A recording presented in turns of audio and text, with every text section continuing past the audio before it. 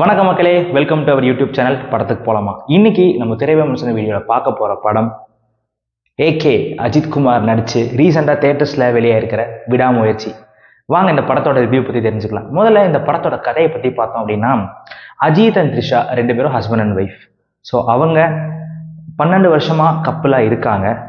12 வருஷம் கழிச்சு அவங்களுக்குள்ள ஒரு ப்ராப்ளம் வருது. ஸோ அந்த ப்ராப்ளம்னால ரெண்டு பேரும் பிரியறதுக்கான ஒரு சூழ்நிலை வருது. அப்படி பிரியிற சமயத்தில் த்ரிஷா அவங்க அப்பா அம்மா வீட்டுக்கு போகிறேன் அப்படின்னு சொல்லிட்டு கிளம்புறாங்க. அஜித் ஒன் லாஸ்ட் டைம் நான் அவங்க கூட ஒரு ட்ரிப்பு வரேன், உன்னை நான் ட்ராப் பண்ணுறேன் அப்படின்னு சொல்லிட்டு கிளம்புறாரு. போகிற வழியில் அவங்க கார் ப்ராப்ளம் ஆயிடுது. அந்த இடத்துல அவங்களுக்கு ஹெல்ப் பண்ணுறதுக்காக அர்ஜுன் அண்ட் ரெஜினா வராங்க. ஸோ இவங்க கூட த்ரிஷா கிளம்பி போகிறாங்க. ஸோ இதுக்கப்புறம் த்ரிஷா ஒரு கட்டத்தில் காணாமல் போயிடுறாங்க. எதனால் காணாமல் போனாங்க, யார் அவங்கள என்ன பண்ணாங்க, ஸோ அப்படிங்கிறது தான் இந்த படத்தோட மீதி கதை. படத்தோட பாசிட்டிவ்ஸ் எடுத்துக்கிட்டோன்னா, நம்ம அல்டிமேட் ஸ்டார் அஜித்குமார் அவர்களோட பெர்ஃபார்மன்ஸ் அண்ட் ஸ்க்ரீன் ப்ரெசன்ஸ். உண்மையிலேயே சொல்கிறேன், ஒரு 2 வருஷம் கழித்து படம் வருது, இருந்தாலுமே அவர் இந்த படத்துக்கு போட்ட அந்த எஃபர்ட், ஃபிசிக்கலாகவும் சரி ஆக்டிங் வைஸும் சரி, அவரோட கம்ஃபர்ட் ஜோன்லேருந்து இறங்கி ஒரு பெரிய ஸ்டார் இதெல்லாம் பண்ணணும்னு அவசியமே இல்லை இந்த மாதிரி ஒரு படம். ஸோ அவர் இதை பண்ணியிருக்காரு. அதுக்காகவே நம்ம அவருக்கு ஒரு பெரிய கிரெடிட்டை கொடுத்தே ஆகணும். படத்தில் அவர் ஒரு 3-4 கெட்டப்பில் வராரு. அதில் அந்த யங் லுக் உண்மையிலேயே அவர் ரொம்ப ஸ்மார்ட்டாகவே இருந்தார், நம்ம இங்கே சொல்லி ஆகணும். இதுக்கப்புறம் த்ரிஷாவோட பெர்ஃபார்மன்ஸ் நம்ம இங்கே சொல்லி ஆகணும். அவங்களுக்கு ஒரு முக்கியமான கதாபாத்திரம். ஃபர்ஸ்ட் ஹாஃபில் ஃபுல்லாக வருவாங்க, செகண்ட் ஹாஃபில் அங்கங்கே வருவாங்க. பட் அவங்களோட கேரக்டரை வச்சு தான் இந்த படம் ஃபுல்லாக ட்ராவல் ஆகுது. ரோல் தாண்டி படத்தில் பார்க்கறதுக்கு ரொம்ப அழகாக இருக்காங்க. அவங்களுக்கு வயசு ஆகுமா ஆகாதன்னே தெரியல. ஸோ அவ்வளோ க்யூட்டாக இருக்காங்க. அவங்களோட ரோலுமே அவங்க ரொம்ப சூப்பராக புல் ஆஃப் பண்ணியிருந்தாங்க, நம்ம இங்கே சொல்லி ஆகணும். இது போக அர்ஜுனா இருக்கட்டும், ரெஜினா கசாண்ட்ராவாக இருக்கட்டும், ஆரவாக இருக்கட்டும், எல்லாருமே அவங்களுக்கு கொடுக்கப்பட்ட கதாபாத்திரத்தை ரொம்ப நீட்டாக நேர்த்தியாக பண்ணிட்டாங்க, நம்ம சொல்லி ஆகணும். டெக்னிக்கலி இந்த படம் ஒரு சவுண்டான ஃபிலிம். முக்கியமாக சினிமோட்டோகிராஃபி அண்ட் அந்த லொக்கேஷன்ஸ் அவங்க சூஸ் பண்ண விதம், அவங்க காட்டின விதம் எல்லாமே ரொம்ப ஒரு ஹாலிவுட் ஸ்டாண்டர்டுக்கு விஷுவலி அப்பீலிங்காகவே இருந்துச்சு, நம்ம இங்கே சொல்லி ஆகணும். படத்தோட மியூசிக் நம்ம அனிருத் போட்டிருக்காரு. படத்துக்கு என்ன தேவையோ அவரோட ஸ்டைல்லேருந்து கொஞ்சம் இறங்கி ஒரு மாதிரி டிஃப்ரெண்டான ஒரு ட்ரீட்மெண்ட் கொடுத்துருந்தாரு. ஒரு ரெஃப்ரெஷிங்காக இருந்துச்சு, நம்ம சொல்லியே ஆகணும். படத்தில் 3 பாடல்கள் இருக்குது. 3 பாடல்களுமே கேட்கறதுக்கு ரொம்ப சூப்பராக இருக்குது. முக்கியமாக கிளைமேக்ஸில் அந்த ஒரு ½ hour முன்னாடி நடக்கிற அந்த ஆக்ஷன் சீன்ஸில் பத்திக்கிச்சு சாங்கை பிளேஸ் பண்ண விதம் வேற லெவல். ஃபேன்ஸ் எல்லாம் ரொம்ப செலிப்ரேட் பண்ணுவாங்க அந்த சீன்ஸை. படத்தோடைய ஃபர்ஸ்ட் ஹாஃப் ஸ்லோவாக ஸ்டார்ட் ஆகுது. ஃபர்ஸ்ட் ஒரு ½ மணி நேரம் அஜித் அண்ட் த்ரிஷா அவங்களோட காம்பினேஷன் சீன்ஸ் தான் வருது. அவங்களோட ரிலேஷன்ஷிப் எப்படி ஸ்டார்ட் ஆச்சு, எப்படி போகுது, எதனால் அவங்களுக்குள்ள ப்ராப்ளம் வருது அப்படிங்கிறத அந்த ஃபர்ஸ்ட் ½ hour சொல்லிடுறாங்க. ஸோ அதுக்கப்புறம் அந்த ட்ரிப்பு ஸ்டார்ட் ஆகுது. அங்கேருந்து ஒரு கேரக்டராக இன்ட்ரோ வராங்க. அங்கேருந்து கதை எங்கேஜிங்காக தான் போகுது.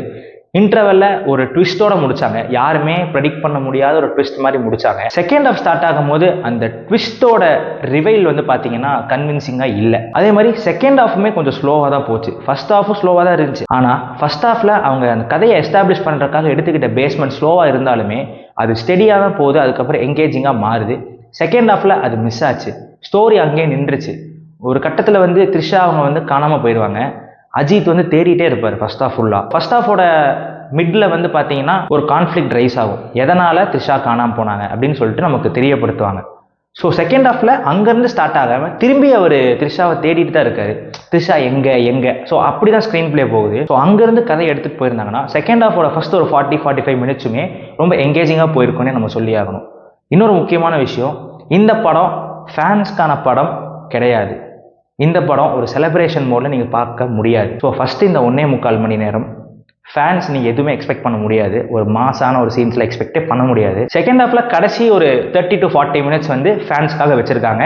அது படத்தோடையும் ட்ராவல் ஆகுது. ஸோ ஃபைட் சீன்ஸ் எல்லாம் செகண்ட் ஹாஃபில் தான் வருது.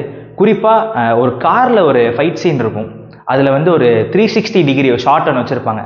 மேலே ஆங்கிள்லேருந்து ஒரு ஆங்கிள் வச்சுருப்பாங்க. அந்த ஷாட் வேற லெவலில் இருந்துச்சு. ஃபேன்ஸ் எல்லாம் சும்மா பட்டாசாக செலிப்ரேட் பண்ணாங்க. அதே மாதிரி கிளைமேக்ஸ் ஃபைட்டுமே ஒரு இன்டென்ஸாக இருந்துச்சு. இந்த படத்தோட இன்னொரு முக்கியமான பாசிட்டிவ்ஸ் இந்த படத்தோட ட்விஸ்ட் அண்ட் டர்ன்ஸ் தான். ஸோ படத்தில் நீங்கள் ட்விஸ்ட் நிறையா ப்ரெடிக்ட் பண்ணிடுவீங்க. ஆனால் உங்களால் அதை கன்ஃபார்மாக சொல்ல முடியாது. நீங்கள் டிஸ்கஸ் பண்ணுவீங்க, உங்களுக்கு உள்ள நினச்சிட்டு இருப்பீங்க இதுவாக இருக்குமோ அதுவாக இருக்குமோ அப்படின்னு. ஆனால் அதில் ஒரு அவுட்கம்மாக தான் இருக்கும். பட் ஒரு ப்ரெடிக்டபுளாக இருந்தாலுமே அது ஒரு நல்ல ட்விஸ்ட்டாக ஒர்க் ஆச்சுன்னு சொல்லி ஆகணும். படத்தோட நெகட்டிவ்ஸ் அப்படின்னு எடுத்துக்கிட்டிங்கன்னா படத்தோட கதை அண்ட் திரைக்கதை தான். கதை பார்த்தீங்கன்னா ஒரு ஹாலிவுட் படத்துலேருந்து இன்ஸ்பயர் ஆகி இவர் ஒரு லைன் எடுத்திருக்காரு. அது கூட இவரோட ஒரு கிரியேட்டிவிட்டியுமே இவர் மர்ச் பண்ணி இவர் ஸ்க்ரீன் பிளே வடிவமைச்சிருக்காரு. ஆனால் அந்த கதை பார்த்தீங்கன்னா அந்த ஒரு லைன்லேயே முடிஞ்சிச்சு. அதுக்கப்புறம் ஸ்க்ரீன் பிளே இவரோட ஸ்டைலில் பேக்கேஜ் பண்ணுறது செட் ஆகாமல் போயிடுச்சோ அப்படின்னு ஒரு ஃபீல் வந்துச்சு. ஸோ அது வந்து ஒரு மாதிரி ஆன் அண்ட் ஆஃபாக தான் ஒர்க் ஆச்சு. படம் ஃபுல்லாகவுமே ரொம்ப ஸ்லோவாக தான் போகுது.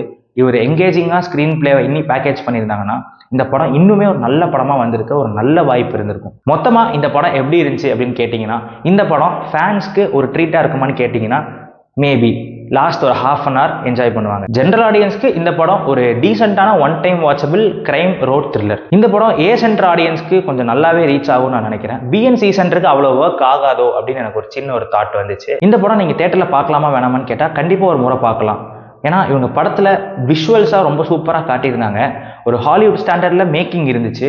அதே மாதிரி அஜித் சாரோட எஃபர்ட்ஸ்க்காக இந்த படத்தை நீங்கள் ஒரு வாட்டி கண்டிப்பாக தேட்டரில் பார்க்கலாம். இந்த படத்துக்கு நம்ம கொடுக்கக்கூடிய ரேட்டிங் 2.75 ஸ்டார்ஸ் அவுட் ஆஃப் 5. மீண்டும் மற்றும் இதே மாதிரி இன்னொரு திரை விமர்சன வீடியோவில் உங்களை விரைவில் சந்திக்கிறேன். அதுவரை உங்களிடமிருந்து விடைபெறுவது உங்கள் சுதர்ஷன். வணக்கம். வீடியோ பிடிச்சிருந்துச்சுன்னா லைக் பண்ணுங்கள், ஷேர் பண்ணுங்கள், சப்ஸ்கிரைப் பண்ணுங்கள். அப்படியே அந்த பெல் பட்டனை கிளிக் பண்ணி விட்டுருங்க. ஸோ நம்மளோட வீடியோட நோட்டிஃபிகேஷன்ஸ் உங்களுக்கு உடனுக்குடனே வரும். So until then, stay tuned.